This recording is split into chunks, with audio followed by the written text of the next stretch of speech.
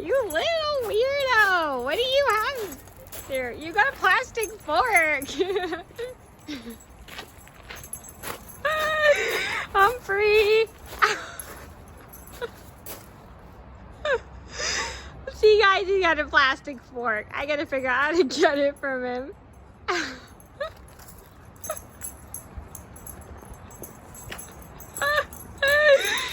Okay, give me 1 second.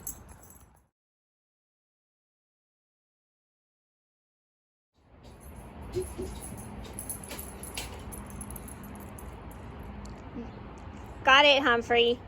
You don't need a plastic fork. These are dangerous for the environment. Bye! Thanks for watching.